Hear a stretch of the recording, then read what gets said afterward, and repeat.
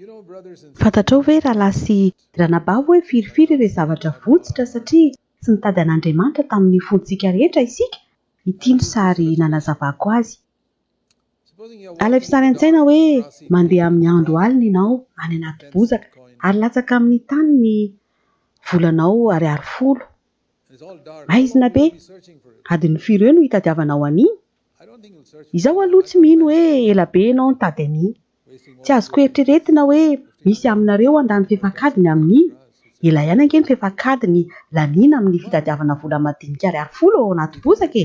Hoy ianao hoe avelao iny ho very any.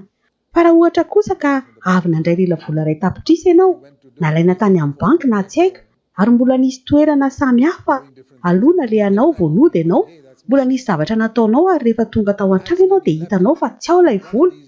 Tandritandrinao fa adinonao tany amin'ny iray amin'ny toerana 5 na 9 nandehananao tamin'ny ianao niverina avy tany amin'ny banky. Adiny firy no hitadiavanao an'iny? Fefakadiny ve? Andro aman'alina no hitadiavanao an'iny.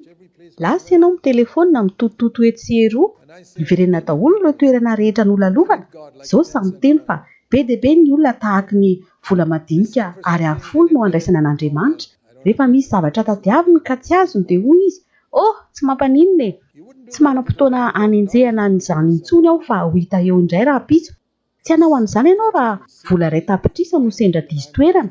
Izao no lazain'Andriamanitra. Tady ahy ianareo ary ahita raha izao no ataonareo sarobidy indrindra eo amin'ny fiainanareo. Atao violona sarobidy indrindra ho anao eo amin'ny fiainanao Andriamanitra. Dia hamangy anao izy isak'izay misy hitadiavanao azy. Izay ilay sekret. Atao violona sarobidy indrindra eo amin'ny fiainanao izy isak'izay mitady azy ianao dia hiseho aminao izy.